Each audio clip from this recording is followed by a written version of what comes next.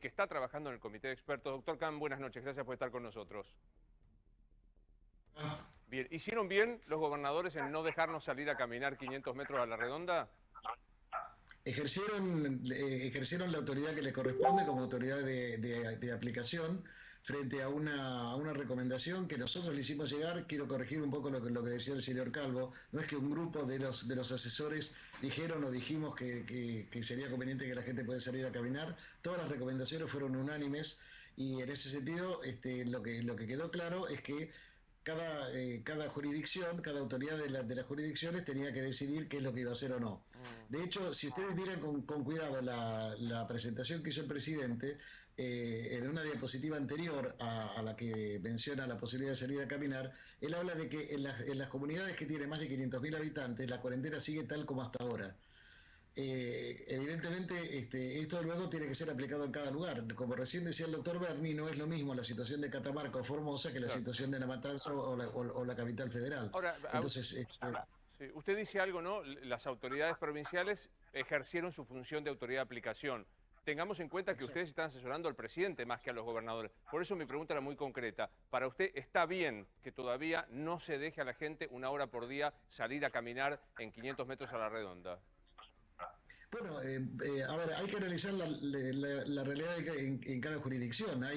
Por ejemplo, hoy estaba escuchando a algunos intendentes de la provincia de Buenos Aires que sí van a dejar salir a sus ciudadanos porque tienen 0 casos o han tenido un par de casos importados y no han tenido circulación local.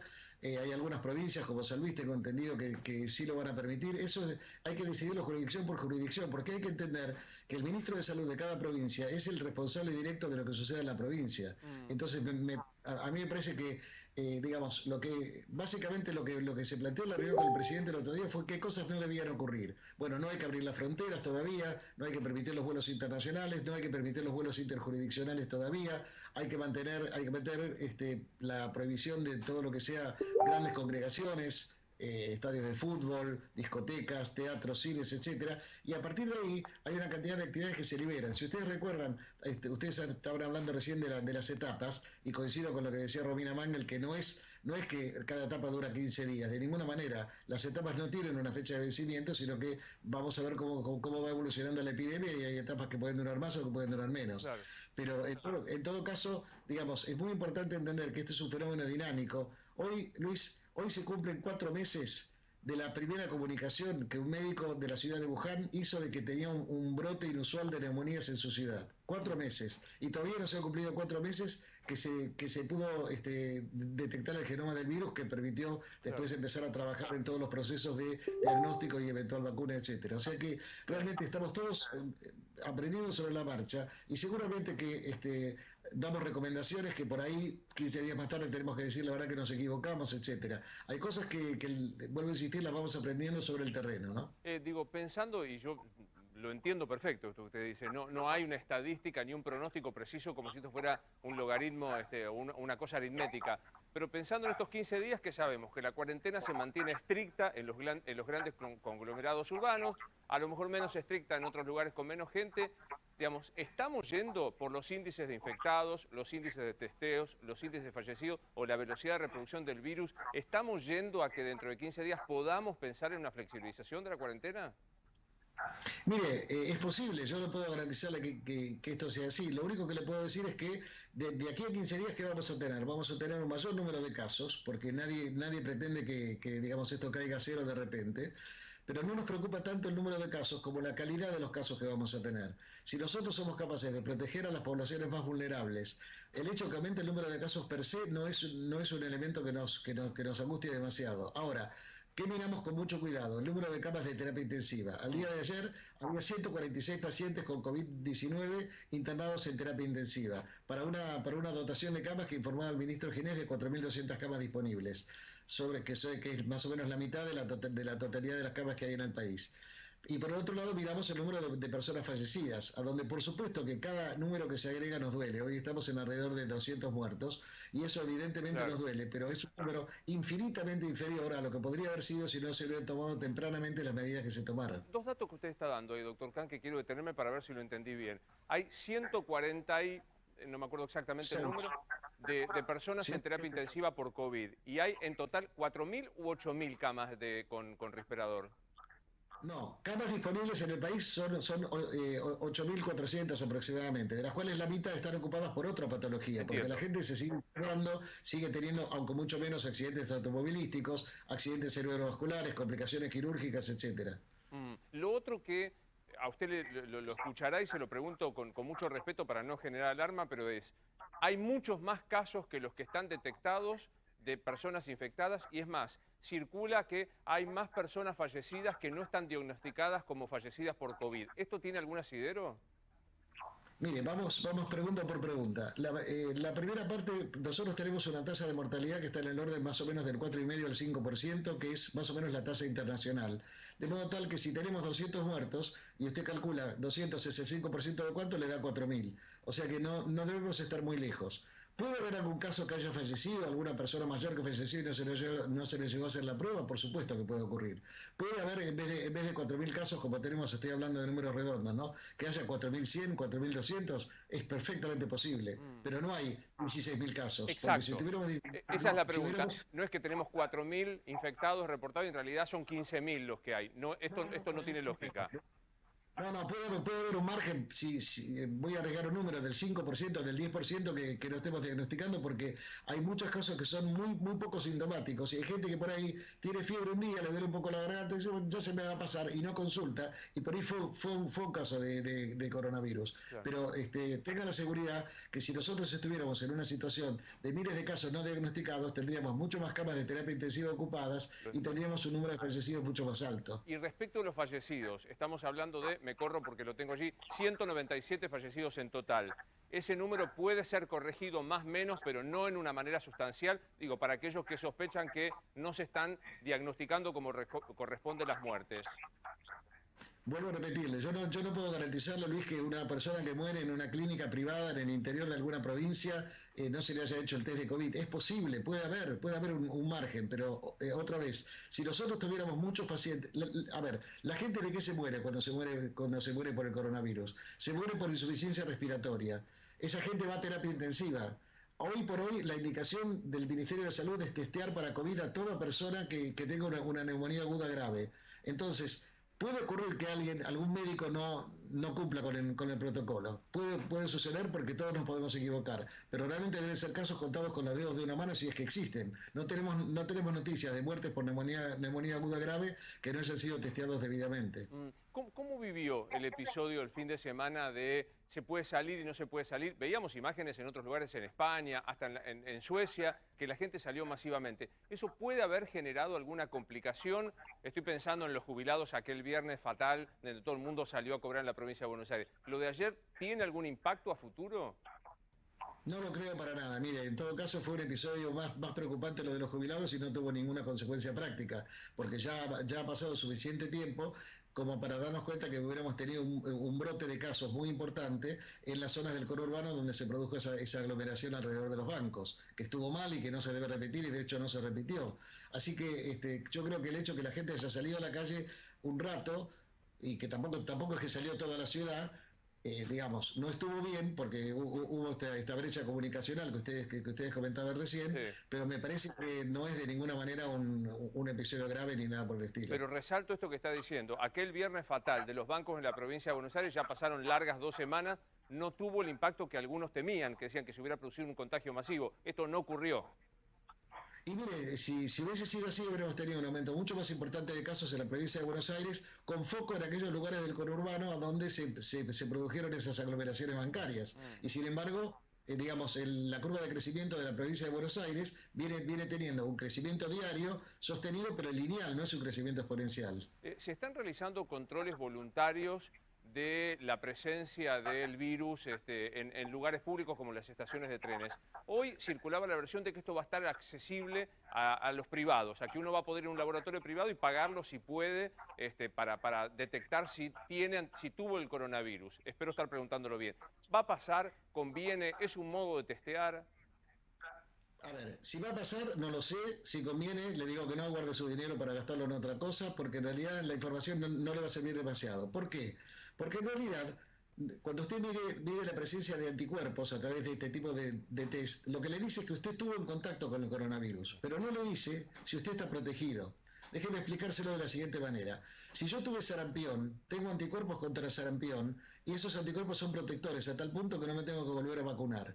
Si yo tengo HIV, tengo anticuerpos circulantes, con eso se hacen las pruebas diagnósticas, pero esos anticuerpos no son neutralizantes, no Entiendo. me protegen. Lo que no sabemos es si los anticuerpos que sí el organismo genera contra el coronavirus son neutralizantes o no lo son. Y si en todo caso, si tienen una actividad neutralizante, ¿por cuánto tiempo la tienen? Porque puede ser que sean protectores, pero por 2 semanas, por 2 meses o por 2 años. Todo eso está todavía en fase de estudio.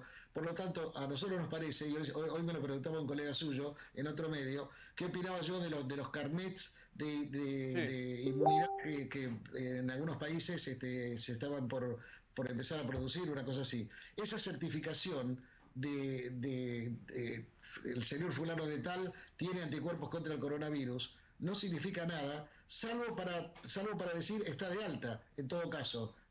Fue estudiado y está de alta, pero de ninguna manera significa que esté protegido. Claro, no le Eso es muy garantiza importante. volver a reinfectarse. Ojalá que no, no lo sabemos. Ojalá que el día de mañana Argentina pueda ser un país que pueda empezar a emitir carnets de inmunidad, pero no lo vamos a hacer hasta que no tengamos la certeza, que no la tiene nadie en el mundo todavía, que esos anticuerpos son protectores. Doctor Can, ¿habrá leído usted la noticia periodística que Luc Montagnier, el que aisló el virus del VIH, y la doctora Barré-Soucy, dijo el doctor Montagnier que esto era un virus, por lo menos una fase de creación de laboratorio, alentando esta fantasía que muchos tienen de decir, lo armaron los chinos para tirarlo y dominar el mundo. ¿Le da alguna relevancia esta información?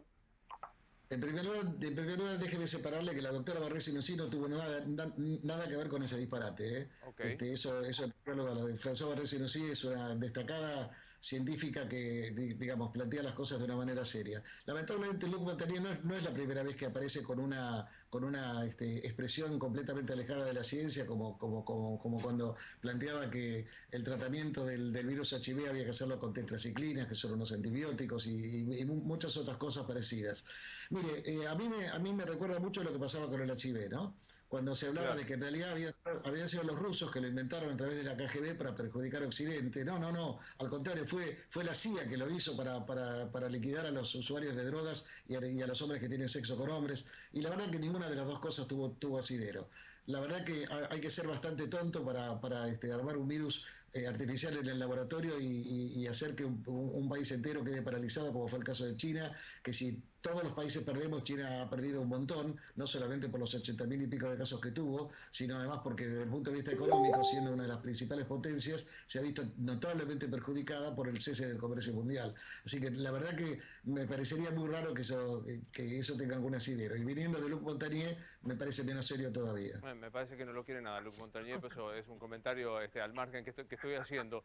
También hoy escuché a un cronista desde Gran Bretaña decir que habían aparecido casos sospechosos en niños con manifestaciones cutáneas, eczemas y etcétera, etcétera, que todavía había que analizar si no era que era una manifestación del COVID y la preocupación de que no es solo para los mayores la letalidad, sino que aparece para los chicos.